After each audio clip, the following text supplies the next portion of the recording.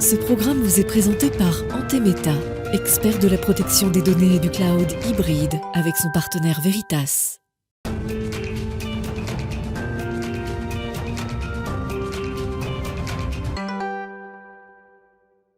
Bonjour à tous et bienvenue dans Smart Tech. Cette édition du vendredi, vous le savez, est un peu particulière. C'est l'occasion pour nous de creuser un sujet en profondeur à travers une personnalité.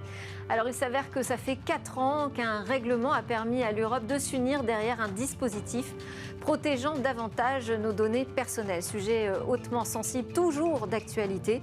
Ce sera le sujet de la grande interview de Marie-Laure Denis, conseillère d'État, présidente de la CNIL. Et puis Smart Tech se refermera sur son grand rendez-vous dans l'espace qui est dédié cette semaine à l'actualité du spatial. Mais tout de suite, sans plus attendre, donc c'est la grande interview données personnelles.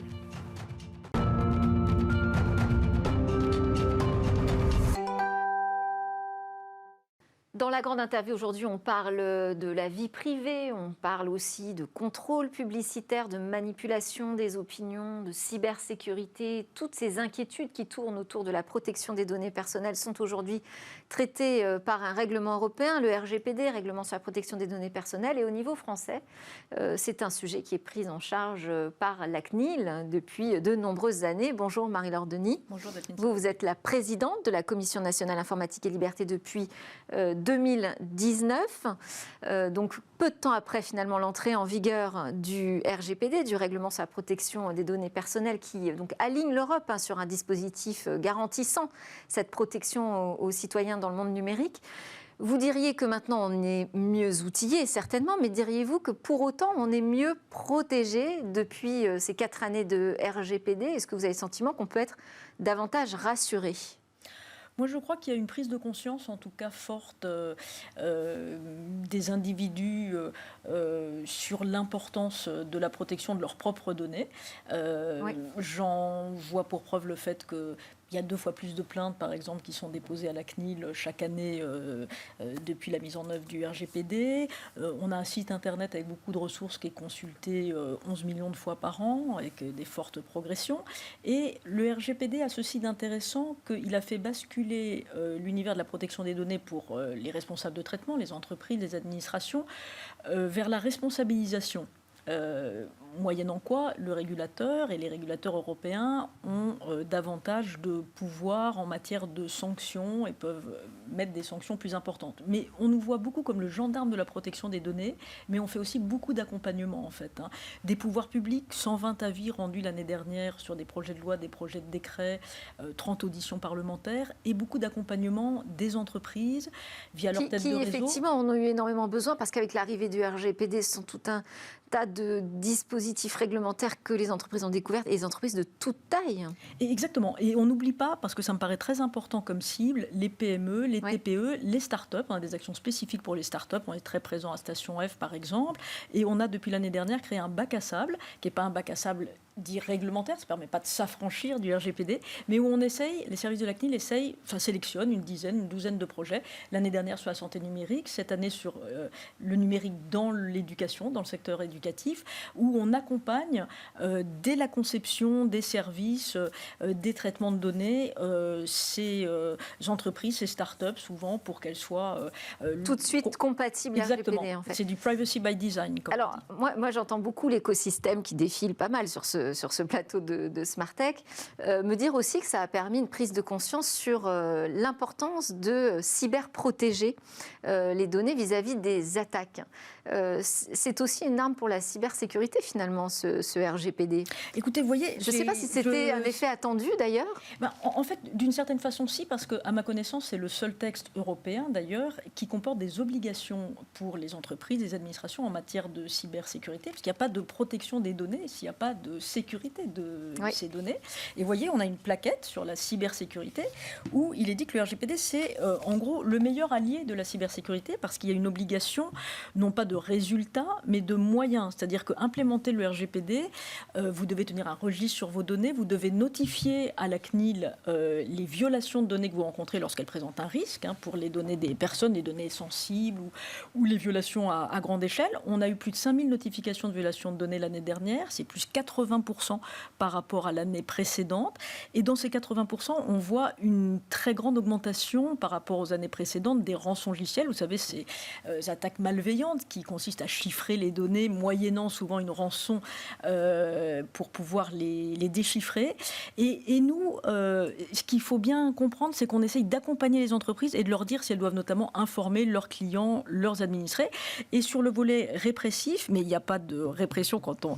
ce qui est grave, c'est de ne pas notifier à la CNIL. C'est en quelque sorte ces violations. On constate sinon dans nos procédures habituelles de sanctions, etc., que la moitié des manquements concernent des problèmes de sécurité. Et on a des... Alors comment vous... Parce que quand on adresse la cybersécurité, là vous évoquez des chiffres sur les ransomware.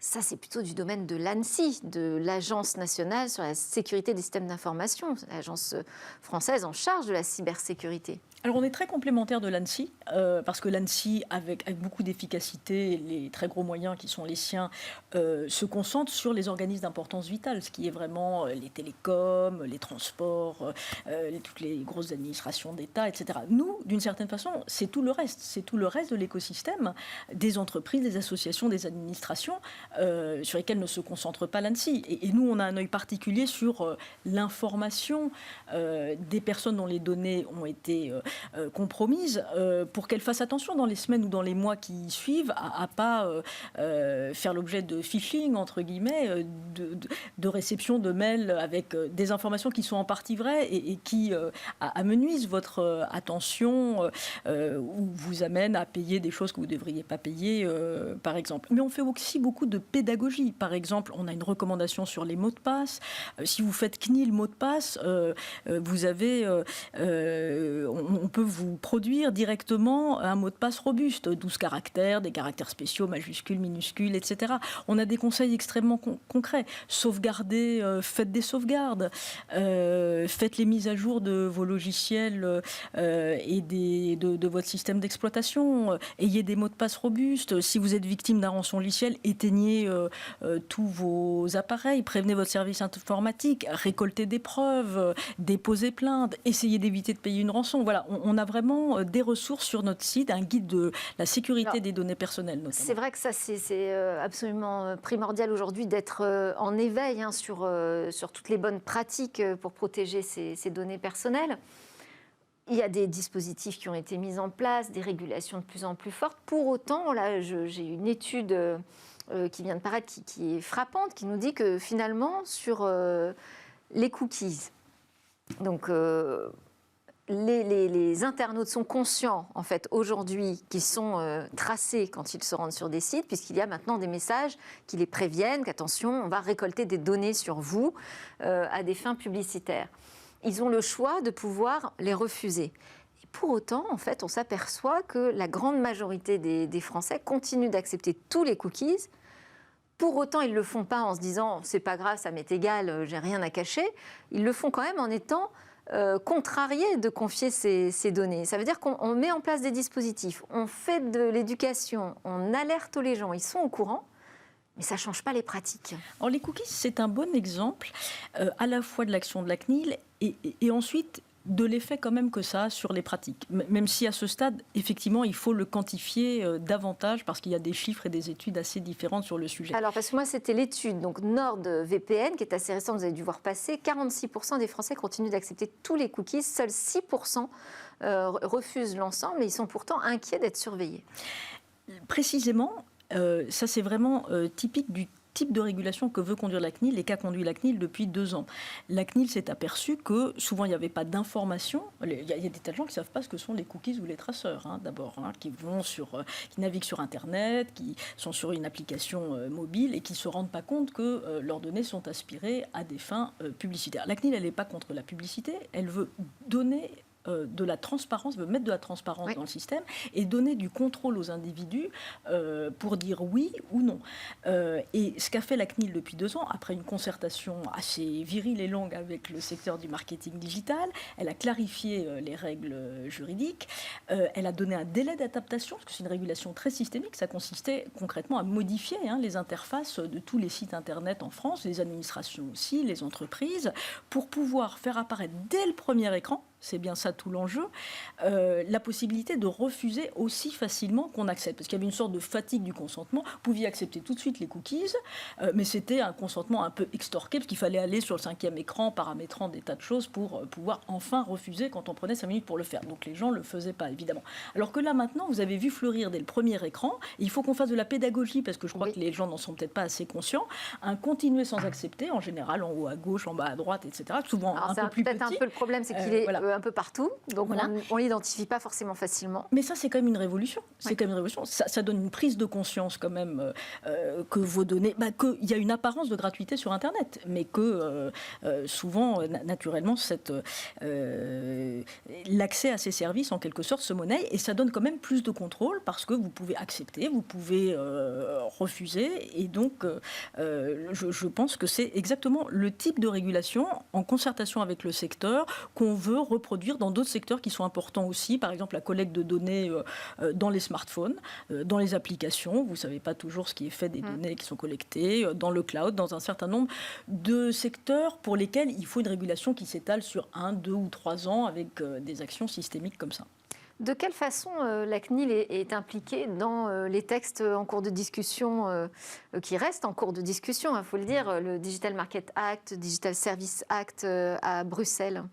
Alors la CNIL est impliquée de façon extrêmement concrète et régulière au sein du Comité européen de la protection des données, qui est cette réunion des CNIL européennes. C'est l'avantage du RGPD, c'est que l'idée, c'est que vous l'aviez très bien dit, c'est qu'il y a un peu la même doctrine, et y compris le traitement de plaintes transfrontalières soit traité de la même façon à travers un guichet unique. On s'adresse à la CNIL de son pays, et une plainte qui peut concerner différents pays est traité de cette façon-là.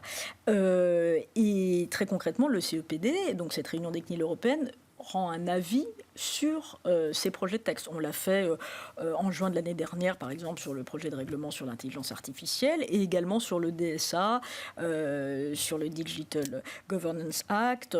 Il y a le Digital Market Act sur les aspects plus concurrentiels, le Digital Services Act sur les contenus en ligne. Il y a un règlement qu'on attend depuis très longtemps, depuis la mise en œuvre du RGPD, ce qui est e-privacy, sur un sujet qui peut rejoindre les cookies ou les communications électroniques. Donc il y a quand même un foisonnement législatif en Europe, que nous, on voit d'un œil positif. Ça traduit une volonté politique d'affirmer les valeurs européennes en ce qui concerne la régulation du numérique. Ça, c'est extrêmement positif. Mais on a 2 points d'attention en ce qui concerne la CNIL, en tout cas. C'est d'une part veiller à la cohérence de ces futures législations avec le RGPD, qui doit rester le socle, justement, de la régulation du numérique, en tout cas avec le prisme de la protection des données. Qui n'a pas besoin d'être revu ou mis à jour ? Alors, 4 ans plus tard ? Alors, c'est une question que se pose régulièrement la Commission européenne, tout simplement parce qu'il y a des clauses de rendez-vous et d'évaluation. Et pour l'instant, à ma connaissance, il n'y a pas de... ça n'est pas sur le tapis. Ça ne veut pas dire que tout est parfait, qu'il ne faut pas qu'on se remette en question si c'est nécessaire, notamment dans le traitement, je pense, de certaines plaintes collectives, ce qui est aussi une nouveauté du RGPD à l'égard des très grands acteurs du numérique. Et nous, dans notre régulation sur les cookies, vous aurez peut-être noté qu'elle s'est adressée aussi aux GAFAM, avec des sanctions très importantes. On a mis 214 millions d'euros de sanctions l'année dernière, par exemple. Et alors on me dira, à l'échelle des GAFAM, c'est pas grand-chose, mais avec des injonctions de changer les pratiques. Et vous aurez peut-être vu que, par exemple, Google, Facebook, maintenant, donnent la possibilité de refuser les cookies. Et que ce qui a été décidé par eux pour la France sur injonction de la CNIL, ils ont décidé de l'étendre, en tout cas pour Google, au niveau de l'Union européenne. Donc, voilà. Donc, on est très attentif à la cohérence, à la lisibilité, parce que pour les entreprises, par exemple, c'est quand même pas très simple d'avoir tous ces textes et de s'y retrouver. Donc, ça, c'est pour moi un point d'attention fondamental. Et puis, à la gouvernance. C'est-à-dire, une fois qu'on a adopté tous ces textes, qui fait quoi pour contrôler les dispositions ? Et la CNIL considère qu'elle a un rôle à jouer, en tout cas en ce qui concerne les données personnelles, sur certaines des dispositions des différents textes que vous avez cités, notamment le DGA, le DSA et le projet de règlement sur l'intelligence artificielle. Alors, je voulais aussi vous faire réagir, parce que c'est une info assez récente, sur l'amende Twitter aux États-Unis, un accord qui a été trouvé avec la justice américaine, 150 millions de dollars payés par Twitter pour un ciblage publicitaire qui est passé par l'utilisation de données personnelles telles que des numéros de téléphone ou des adresses e-mail qui, a priori, étaient collectées juste pour des des identifications en ligne et finalement ont été utilisées pour du ciblage publicitaire. Est-ce que quand il se passe des actions comme ça aussi importantes aux États-Unis, vous en prenez bonne note? Ça vous donne aussi l'occasion vous-même de mener des actions ici en France ou en Europe? Alors, pour différentes raisons juridiques, la régulation des GAFAM en matière de protection de la vie privée, elle est essentiellement concentrée auprès de la CNIL irlandaise, parce qu'il y a le siège des GAFAM est à Dublin, à Luxembourg pour Amazon notamment, et en France, pas sur la base du RGPD, mais sur la base d'un autre texte, une directive e-privacy, justement, on s'est intéressé aux cookies. Mais naturellement, ça nous inspire, et même d'une façon... Et d'ailleurs, on peut participer, comme on l'a fait avec la CNIL luxembourgeoise, à des actions de contrôle commun. Et c'est ce qu'on a fait sur Amazon, pour une amende extrêmement importante qui a été infligée par la CNIL luxembourgeoise l'été dernier, je crois, de 746 millions d'euros. Mais c'est très intéressant d'en tirer des conséquences plus générales et de faire un peu de pédagogie pour bien expliquer que on ne peut récolter les données que pour des finalités qui sont légitimes, dont on a informé les utilisateurs et ne pas plaider après l'erreur en quelque sorte. Alors oui, j'ai vu ou la confusion. La raison c'était que ça avait été détourné par inadvertance. Inadvertance, oui. Ça s'entend, ça, de la part moi, de je ne suis géants pas du dans le numérique? dossier. Je ne suis pas dans le dossier, mais une petite interrogation. Voilà. Bon, autre sujet, parce que là, donc, le rapport d'activité 2021 de la CNIL est très intéressant. On a vu passer plusieurs fois le graphe sur la hausse des signalements. Vous nous dites finalement c'est bon signe. Ça veut dire qu'il y a davantage de prise de conscience des citoyens de l'importance de protéger ces données personnelles. Vous avez évoqué l'attaque par rançongiciel. Il y a un point aussi, c'est la surveillance des employés en télétravail. Alors, le troisième motif de plainte à la CNIL, c'est la surveillance au travail, d'une façon générale. Ça peut être des vidéos dans un magasin, et par exemple sur la caissière toute la journée. Ça peut être de la géolocalisation de véhicules professionnels. Ça peut être les badgeuses. Mais évidemment, avec l'essor du télétravail et la crise sanitaire, davantage de plaintes concernant le télétravail. Donc, qu'est-ce qu'une entreprise a le droit ou non de faire vis-à-vis de ses employés en télétravail? Alors, pour concilier le droit de l'employeur, c'est du droit du travail, de contrôler le travail de ses salariés et en même temps protéger sa vie privée, ce qui est d'autant plus important quand le travailleur est chez lui, dans son intimité, où il y a des personnes qui peuvent passer derrière, etc. Ou que le fait de flouter, si possible, d'utiliser des visios qui floutent en quelque sorte le fond d'écran. Il y a derrière, le fond d'écran. Il y a du bon sens, et le bon sens, ça a un mot sur le télétravail, c'est la proportionnalité. C'est-à-dire que la surveillance, elle doit être proportionnée. C'est-à-dire qu'on ne met pas toute la journée un salarié sous surveillance. On n'exige pas de lui qu'il soit en visioconférence avec l'écran allumé toute la journée, qu'il partage son écran toute la journée. On n'utilise pas des logiciels de frappe, ce qu'on appelle des keyloggers, pour vous assurer que vous êtes bien sur votre écran. Parce que ça se fait. Vous avez pu constater ce type de pratique en France. Exactement, parce que ça se fait. Donc il ne s'agit pas de faire des dénonciations, etc., mais là aussi faire de la pédagogie, et rappeler les droits qui sont ceux des salariés ou des fonctionnaires qui ont un droit d'abord d'accès à leurs données. Si on vous dit que vous avez volé quelque chose dans la caisse, vous pouvez demander à voir les vidéos concrètement qui ont pu être enregistrées le cas échéant. Et vous avez surtout le devoir d'être, en tout cas pour l'employeur, d'informer vos salariés des mesures de surveillance d'une façon générale que vous mettez en place, soit au travers d'une charte informatique, soit au travers des représentants du personnel. Je rappelle aussi que depuis le RGPD, il y a beaucoup de délégués à la protection des données, dans 80 000 entreprises ou administrations en France, qui peuvent être aussi des bons relais. On les accompagne beaucoup à la CNIL pour qu'ils diffusent les bonnes pratiques. Et en tout cas, c'est une de nos thématiques prioritaires de contrôle pour 2022. A le droit d'enregistrer évidemment des réunions en visioconférence et de s'en servir ensuite derrière. De les enregistrer. En tout cas, la seule chose qu'il peut exiger de la part de ses salariés, c'est en visioconférence, par exemple, d'allumer sa caméra pour un entretien RH, pour un rendez-vous avec des clients, etc. Le salarié salarié ne peut pas non plus dire c'est ma vie privée, je refuse d'apparaître à l'écran. Il y a quand même des circonstances dans lesquelles il est souhaitable que le salarié apparaisse à l'écran. Mais encore une fois, du bon sens, de la proportionnalité, pas une surveillance permanente. Et sur les emails, est-ce que les choses ont évolué? La lecture des emails par les employeurs, à partir du moment où ça se passe sur des boîtes professionnelles? Oui, alors les emails, c'est assez compliqué parce qu'il y a des jurisprudences de la Cour de cassation sur le sujet. On ne peut pas interdire à un salarié qui est toute la journée à son bureau de ne pas envoyer, on ne peut pas lui interdire d'envoyer des emails personnels. Il peut mettre personnel d'ailleurs dans ces cas-là. Est-ce que c'est le gage que ce mail ne sera pas lu ou pas utilisé? En tout cas, il faut que toutes ces pratiques elles soient discutées au sein de l'entreprise. C'est même ce qu'on a fait récemment, vous voyez, à la CNIL. Parce que ça, j'imagine, ce sont des sujets qui montent de plus en plus. Oui, bien sûr, parce qu'il y a des enjeux de protection, même de sécurité aussi, des systèmes d'information. Donc il y a un équilibre à trouver entre la sécurité des systèmes d'information et la protection de la vie privée des salariés. Alors, je voulais aussi qu'on parle un petit peu de vous, puisque vous êtes haut fonctionnaire, vous êtes passé par plusieurs autorités indépendantes, notamment le CSA, l'ARCEP, vous êtes à la CNIL jusqu'en 2024. Comment est-ce que vous expliquez, vous, cette préférence que vous avez pour travailler, pour avoir un rôle, tenir un rôle important dans ces autorités de régulation? Et comment vous voyez le lien, on parle d'autorités indépendantes, mais comment vous voyez le lien justement avec l'État, les différents gouvernements? D'abord, vous avez employé un mot important, en tout cas pour moi, en termes de choix de parcours, qui était présent dans mon choix de rejoindre la juridiction administrative à un moment, et donc d'être juge, c'est l'indépendance. Mais la nomination, quand même, se fait à travers l'exécutif. C'est l'Élysée qui décide de la nomination de la présidence. C'est le président de la République qui nomme, effectivement, comme pour les autres autorités administratives indépendantes, sous le contrôle, entre guillemets, ou sous l'aval du Parlement, puisqu'il y a des auditions parlementaires en ce qui me concerne dans les deux chambres, l'Assemblée nationale et le Sénat, avec une majorité qui doit être requise. De toute façon, il n'y a pas de système de nomination parfait. C'est une thématique qui se retrouve régulièrement, y compris pour les présidents de chaînes publiques. Bon, mais pour l'instant, le changement de gouvernement ne va pas vous affecter, puisque vous êtes...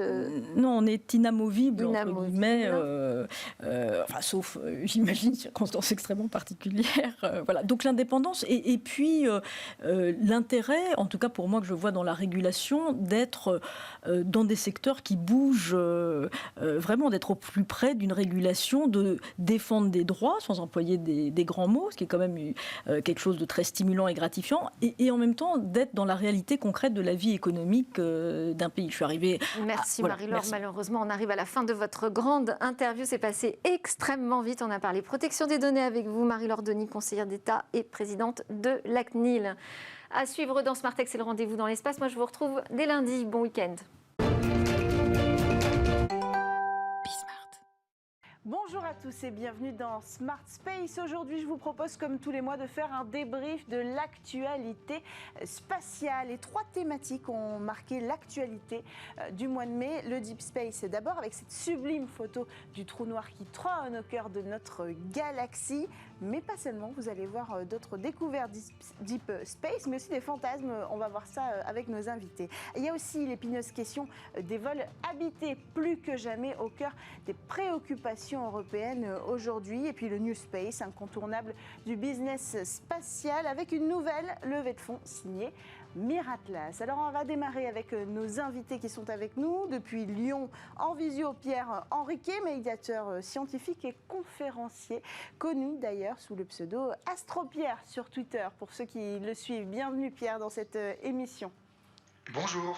Et puis, à nos côtés, la désormais habituée au plateau de Smart Space, Christelle Astor-Lépine, responsable du programme Blast chez Starburst. Bonjour. Bonjour Cécilia. Bienvenue sur le plateau. Alors, c'est la news qui a fait fantasmer les amoureux de l'espace, mais aussi ceux de science-fiction, un petit peu aussi les fans de complotisme. C'est cette photo qui a été révélée il y a quelques semaines, prise par le rover Curiosity sur Mars, sur laquelle on a l'impression de voir une porte d'entrée. Alors c'est assez étonnant, vous l'avez forcément vu sur les réseaux sociaux, on la voit derrière les news en plateau. Pierre, est-ce que vous pouvez nous expliquer ce qu'on voit? Pourquoi d'abord ça fait tant fantasmer la toile, cette photo? Eh ben parce que imaginer qu'il se passe autre chose que ce qu'on voit sur une photo, c'est toujours beaucoup plus rigolo. Effectivement, le 7 mai 2022, le rover Curiosity prenait une photo justement de cette fente dans un rocher martien et il s'agit uniquement d'une fente, une fracture, comme il y en a des milliers d'autres dans les roches martiennes. Ce qui permet d'imaginer tout et parfois n'importe quoi, c'est aussi qu'on manque souvent d'échelle, c'est-à-dire qu'on ne sait pas quelle est la taille de ce qu'on regarde. En l'occurrence, cette fente, certes, elle a un profil légèrement carré, rectangulaire, donc elle ressemble entre guillemets à une porte. Simplement, si vous mettiez une banane à côté pour échelle, bah, vous verriez que cette petite fente, elle fait 40 centimètres. Donc à moins d'être une marmotte martienne, il y a peu de chances qu'on puisse passer à l'intérieur. Le fait de prendre une image pour une autre, c'est un phénomène qu'on appelle la pareidolie, et notre cerveau est très très fort pour faire ça. Il faut reconnaître, c'est quand même assez impressionnant. En fait, c'est le fait que cette forme soit si nette qui a troublé tous les internautes. Vous aussi, peut-être? Oui, tout à fait. Après, c'est vrai que quand on regarde la photo initiale, en fait, effectivement, c'est une toute petite part de la grande photo initiale où on voit que c'est pas la seule d'ailleurs forme comme ça géométrique parce que, alors c'est particulier sur ce mouvement de roche, mais il y a effectivement des failles qui se sont accumulées au cours des millénaires et elles sont particulièrement régulières. Et effectivement, de très loin, on voit rien du tout. Si on zoome beaucoup, on va arriver là-dessus. Et puis oui, ça fait ça, quoi, 30-40. Donc, bon. Ou alors, on a trouvé le village des petites marmottes martiennes qui se cachaient sur la planète rouge. Peut-être. Mais en tout cas, merci pour cet éclairage. Toujours sur la planète Mars. Cette fois, on va parler vraiment de science, j'ai envie de dire, puisque la sonde européenne InSight a enregistré le plus gros séisme jamais enregistré sur la planète Mars. Je me tourne encore vers vous, Pierre. On savait que Mars connaissait ce genre de séisme ou pas? Vous allez répondre à cette question. Et donc, c'est la première fois qu'on enregistre un tel événement? Alors ça, c'est quelque chose d'absolument fascinant. Effectivement, ça s'est passé dans la nuit du 4 au 5 mai 2022. C'était attendu depuis très très longtemps, depuis le début des opérations fin 2018. Et il s'agit effectivement du plus gros tremblement de terre qu'on ait enregistré sur Mars. Alors Mars est une planète entre guillemets morte, c'est-à-dire que contrairement à la Terre, il n'y a pas de tectonique des plaques, parce que Mars est une planète beaucoup plus froide, son noyau est figé à l'intérieur, mais il reste encore des petits mouvements résiduels, comme ce tremblement de terre qu'on est encore en train d'analyser. Alors ce qui fait qu'il est exceptionnel, c'est parce qu'il est très intense. Son épicentre a été calculé pas très loin de la sonde, à un peu plus de 2000 km. Et l'objectif, c'est de confirmer ou d'améliorer les modèles actuels sur la structure interne de Mars, puisque Mars résonne comme une cloche. Donc dès qu'il se passe quelque chose, nous on l'entend, et en écoutant les échos de ces bruits internes, on peut mieux comprendre ce qui se passe à l'intérieur. Donc l'idée, c'est de cartographier en fait finalement la planète Mars grâce à ces sons?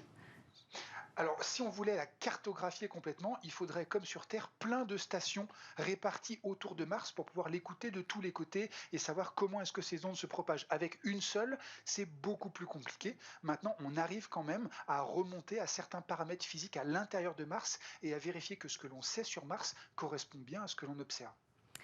Christelle, c'est une nouvelle qui a permis aussi de mettre en avant les talents européens, puisque InSight, c'est un projet européen, donc peut-être un mot là-dessus, un petit moment cocorico, j'ai envie de dire, parce qu'il y a aussi la France qui a participé à cette technologie. Et puis c'est le moment aussi de se rappeler que ça fait du bien pour les scientifiques européens, à l'heure où on a dû reporter ExoMars, le rover européen qui aurait dû partir sur la planète Mars, mais qui a été élaboré en collaboration avec la Russie. Et donc, suite au récent conflit, le projet a été reporté. Exactement. Alors, tout à fait, en fait, dans ce projet InSight, qui est finalement franco-américain, le cœur et l'outil de mesure, c'est effectivement un sismomètre qui est français, donc qui a été piloté par le CNES avec des partenariats, notamment avec Sodern, qui faisait vraiment le bras spécifique de creusement de la roche. Et donc c'est sûr que c'est un outil particulièrement, finalement, sensible, qu'on est les seuls à savoir faire. Et ce qu'il faut savoir quand même, c'est que la NASA nous a attendus pour ça, parce que en fait, en l'occurrence, l'outil n'était pas encore près au moment du vol qui aurait dû se passer donc 2 ans avant. Donc, il a eu lieu en 2018, mais finalement, il aurait dû se passer 2 ans avant. Et en fait, c'est pour prouver qu'effectivement, c'est une technologie, ça valait le coup d'attendre. Alors, ce qu'il faut savoir aussi, c'est qu'aujourd'hui, finalement, ça fait 2 ans que InSight est sur Mars, qu'il est en fin de vie. Donc, je dirais, c'est un petit peu sa dernière chance d'avoir réussi finalement à choper cette dernière vibration. Il en avait vu 2 d'une magnitude un petit peu inférieure. Mais là, finalement, les panneaux solaires sont en train finalement de se couvrir de poussière, donc il n'y a plus d'énergie. Donc voilà, dès qu'il y a un peu de vent, on essaye d'avoir quelques sursauts, mais on est en fin de vie là, c'est depuis presque 6 mois déjà. Donc ça nous offre quand même une belle découverte scientifique, et donc toutes les données vont être encore traitées, puisque c'est comme ça que ça se passe. Ensuite, il y a des mois et des mois de traitement de données pour peut-être aboutir à de nouvelles découvertes scientifiques sur la planète rouge. Et concernant ExoMars, effectivement, voilà, c'est une mauvaise nouvelle, mais comme il y en a beaucoup qui sont rattachés finalement aux événements en Ukraine, on ne peut que le regretter. Et là, je pense que l'Europe va vraiment se mettre en marche pour être effectivement en capacité de fabriquer, je dirais, de manière très autonome ExoMars, ce qui n'était pas le cas puisqu'il y avait effectivement des parties qui étaient aujourd'hui dépendantes de la Russie.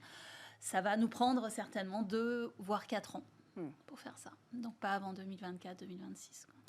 Alors cette actualité-là qu'on va aborder, elle a marqué l'histoire et elle marquera l'histoire pour toujours. C'est la première photo du trou noir qui trône au cœur de notre galaxie, Sagittarius A. Pierre, c'est seulement la 2e fois qu'on voit une photo d'un trou noir, en fait, même si on avait eu des petites représentations. Alors ça vaut le coup peut-être que vous nous expliquiez ce qu'on voit à l'image.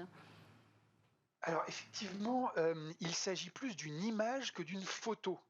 J'ai l'air de couper les cheveux en 4, mais pas du tout. Une photo, vous mettez un appareil et vous prenez l'image. Une image, c'est quelque chose qui a été reconstruit. C'est-à-dire qu'on n'a pas juste pointé un appareil, mais il a fallu des calculs et des reconstructions à partir des données qu'on a reçues pour arriver à cette image-là. Et cette image-là, en fait, elle est issue de la lumière qui est émise par les particules qui tournent autour du trou noir supermassif qui est situé au centre de notre galaxie, la Voie lactée. Voilà. Et il a fallu, pour construire cette image, construire des télescopes, des radiotélescopes, partout sur la surface de la Terre, pour finalement collecter ensemble des données sur ce trou noir supermassif, reconstruire un espèce de télescope virtuel équivalent à la taille de la Terre, pour avoir la finesse et la résolution suffisante pour voir cet anneau de matière surchauffée autour du trou noir qui en réalité est minuscule dans le ciel. C'est pour ça que ça a l'air flou, alors qu'en fait c'est le bout du fin de la meilleure résolution qu'on puisse avoir. Il faut savoir que cet objet-là, visuellement, il n'est pas plus gros que si on posait un donut à la surface de la Lune. Donc c'est vraiment minuscule et donc la résolution, ça a l'air flou, mais la résolution est en réalité extraordinaire. Et alors, peut-être, si vous voulez bien éclairer les lanternes de tous ceux qui nous regardent. Moi, sur Internet, vous avez éclairé ma lanterne parce que j'avais fait l'erreur de penser que ce trou noir, dont on a l'image en plateau, était la raison pour laquelle la galaxie tournait sur elle-même, en fait. Et vous m'avez justement corrigé en éclairant la lanterne de toutes les personnes qui vous suivent sur Twitter. Peut-être qu'aujourd'hui, vous pouvez éclairer nos spectateurs, Pierre. Alors c'est une idée qui est couramment répandue et c'est logique en fait de penser ça. Dès qu'un gros objet attire d'autres objets, il se met à tourner. Donc c'est le cas de la Lune autour de la Terre, des planètes dans le système solaire. Donc on imagine aussi assez facilement que ce gros trou noir au centre de la galaxie va attirer toutes les étoiles de la galaxie et la faire tourner un peu comme un giga système solaire. C'est une idée qui est répandue, c'est logique de penser ça. Malheureusement, pour le coup, là, c'est faux. Pourquoi ? Parce que même si la masse de ce trou noir est extrêmement élevée, quand je dis extrêmement élevée, ce trou noir pèse l'équivalent de 4 millions de fois la masse du Soleil. C'est pour ça qu'on appelle ça un trou noir supermassif. Malgré ça, cette masse-là, elle est minuscule par rapport à la taille de notre Voie lactée qui est gigantesque. Et donc, en fait, l'immense majorité des étoiles de notre galaxie est tellement loin de ce trou noir que, en fait, la gravité ressentie par ce trou noir est très très faible. Donc si toutes ces étoiles sont ensemble et tournent ensemble, ce n'est pas parce que le trou noir central les attire, mais parce que la masse totale de toutes les étoiles de la Voie lactée les maintient ensemble, cette gravité générale, et pas seulement le trou noir central. merci pour cet éclaircissement. Ça fait du bien de comprendre un peu la science et de comprendre ce qui se cache derrière cette image. Donc, je précise maintenant, j'utilise le bon terme, du trou noir Sagittarius A. Alors, on change de thématique, si vous le voulez bien. On va passer au sujet des vols habités. Et je l'ai dit en introduction, sujet au cœur des préoccupations. Alors, Boeing a finalement réussi, après plusieurs ratés, le lancement de Starliner, une navette spatiale capable d'envoyer des hommes dans l'espace. Christelle, stratégiquement, c'est un événement dans le secteur spatial ? Disons que c'est un événement qui montre on va dire la bonne stratégie, je dirais, de mon point de vue, de la NASA, parce que effectivement, ce que fait souvent la NASA, c'est de mettre en concurrence deux solutions. En l'occurrence, depuis quand même 2011, la NASA n'avait plus directement accès à l'espace, donc elle a passé 2 contrats, un à Boeing, un à SpaceX, que le meilleur gagne. Jusqu'à présent, depuis 2 ans, finalement, c'est SpaceX qui a été en capacité de mettre comme ça des hommes, en tous les cas de les envoyer dans la station spatiale, donc sans le support de la Russie. Ce qui finalement est une bonne chose aujourd'hui quand on y regarde de très près. Et puis, du coup, voilà, Boeing arrive un petit peu tel le lièvre après la tortue. Et effectivement, avec quelques difficultés aussi. Ça ne se fait pas tout seul. Là, il s'agissait quand même d'un vol donc, non habité qui doit encore être certifié, où il y a encore eu quelques petites, on va dire, incidents donc de qualification. Mais globalement, ce qui est intéressant, c'est que le fait d'avoir comme ça 2 finalement acteurs de cet accès à l'espace, c'est majeur parce que finalement, ce qui se passe, c'est que SpaceX commençait de start-up à devenir historique et finalement non contournable. Et donc, on repart dans les revers, quelque part, de ce qu'on a vécu avec les acteurs historiques. Donc, c'est très bien de recaler à un moment donné. Voilà. De remettre encore un peu de compétition aussi également. Et donc, tout ça, on le regarde avec un œil assez attentif en Europe, puisque en Europe, nous n'avons pas de technologie qui nous permette d'envoyer des hommes dans l'espace. Non, c'est vrai qu'on peut le regretter. C'est quelque chose qui coûte extrêmement cher, qui n'a jamais été finalement le choix de l'Europe, qui a beaucoup plus centré quand même sur la robotisation et justement les projets d'exploration lointaine. On a des projets fabuleux quand même comme Rosetta ou même effectivement comme InSight, mais le fait de se doter de l'accès à l'espace donc en vol habité, ça n'a pas été fait et effectivement c'est des choses qu'on peut maintenant peut-être imaginer. C'était un appel effectivement qu'a fait Thomas Pesquet pour dire voilà, quand est-ce qu'on s'y met. Et donc comme les institutionnels n'ont pas forcément les moyens aujourd'hui parce que effectivement les sommes sont gigantesques, pourquoi pas faire comme aux États-Unis avec des acteurs privés. Potentiellement c'est possible. Donc il y a de l'argent en Europe. C'est le choix de l'investissement. Et puis après, il faut que ce soit rentable. C'est toujours pareil. Technologiquement, on pourrait rattraper ce que propose par exemple Boeing, Pierre ? On pourrait le rattraper, oui. En fait, c'est toujours une question de moyens, évidemment, de moyens financiers, de moyens humains, mais surtout, c'est une question de vision politique, comme on était en train de le dire, c'est-à-dire qu'est-ce qu'on va considérer comme important pour la décennie ou les décennies à venir. Après, il n'y a pas non plus rien du tout qui est fait. On peut rappeler déjà que l'Europe a activement travaillé à la construction de la Station spatiale internationale, cette fameuse station spatiale dans laquelle des astronautes principalement européens, russes et américains vont régulièrement faire toutes sortes d'expériences dans l'espace. Et puis qu'elle construit actuellement une partie de la capsule américaine Orion qui enverra prochainement des hommes et des femmes sur la Lune, et aussi une partie de la future station spatiale lunaire qui s'appelle Gateway. Donc effectivement pas de moyens propres, mais des collaborations, puisque effectivement dans le spatial et de plus en plus, on a des collaborations internationales dans lesquelles on va aussi intervenir à plus ou moins grande proportion. Alors on va quand même ajouter, mais on va passer rapidement là-dessus, qu'il y a des startups françaises qui essaient de proposer des technologies qui pourraient rendre la souveraineté européenne en matière de vol habité. Par exemple, The Exploration Company, dirigée par Hélène Huby, qu'on a déjà entendu sur ce plateau, qui va d'ailleurs envoyer son démonstrateur, qui n'est rien de moins qu'un atterrisseur lunaire, donc c'est assez impressionnant comme technologie, et elle sera envoyée avec Ariane 6 pour son tout premier vol. Alors on ne sait pas trop quand. On parlait au début de la fin de l'année 2022 et le bruit court que ça ne partira pas en 2022 mais en 2023. Est-ce qu'on a une petite précision là-dessus ? Officiellement, c'est décembre 2022. Je pense que la date au plus sûr sera annoncée, à mon avis, d'ici un mois. Oui. Donc, je pense que les rumeurs ne sont pas infondées, personnellement, mais ce ne sera officiel que dans un mois. Et concernant ce premier lancement, effectivement, il y a eu un appel à candidature de l'ESA, de l'Agence spatiale européenne, et donc il y aura 11, finalement, petits satellites, CubeSat, et une expérience de The Exploration Company, qui consiste à rentrer justement dans l'atmosphère. Oui. C'est la grosse difficulté, le retour dans l'atmosphère. Oui, toujours. C'est quand même, on a des rappeler. mauvais souvenirs avec ça. Effectivement. Un dernier mot et on va conclure sur le New Space avant de nous quitter. Je voulais qu'on aborde quand même le sujet de cette start-up, Miratlas, qui a réussi une levée de fonds de 2 millions d'euros. Alors, elle ne vous est pas inconnue, Christelle, puisqu'elle a fait partie de l'incubateur Blast, dont vous êtes la responsable. Qu'est-ce que propose cette start-up en quelques mots et pourquoi c'est important 2 millions d'euros et est-ce que c'est suffisant ?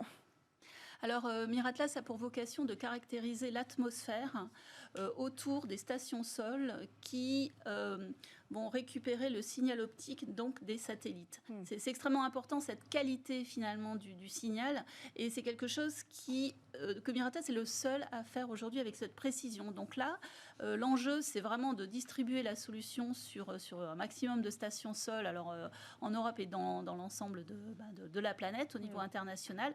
Donc effectivement, pour moi, Miratlas, quelque part, a un potentiel de licorne parce que si on s'y prend bien, ils pourront être effectivement les premiers sur le marché, ce qui est le plus important dans ces cas-là. Et un dernier mot, 2 millions, c'est suffisant ? 2 millions, c'est suffisant pour l'année à venir. Okay. C'est la première levée de fonds, c'est extrêmement important. C'est ce qui montre que effectivement des acteurs publics et des acteurs privés investissent. Ce qui est intéressant aussi, c'est que c'est le premier investissement de Cosmic Capital, le fonds soutenu et initié par le CNES, donc il y a 4 ans. Et donc on est très fiers effectivement d'avoir pu finalement convaincre tout le monde et tous ces investisseurs d'investir dans Miratlas. L'aventure Miratlas. Voilà. Merci Christelle Astorg-Lépine d'avoir pris le temps de venir sur le plateau de Smart Space pour débriefer de l'actualité spatiale. Merci à vous Pierre Henriquet d'être revenu partager avec nous vos éclairages scientifiques sur les sujets d'actualité pour aujourd'hui. Merci à tous de nous avoir suivis. On se retrouve dès la semaine prochaine sur Bismart.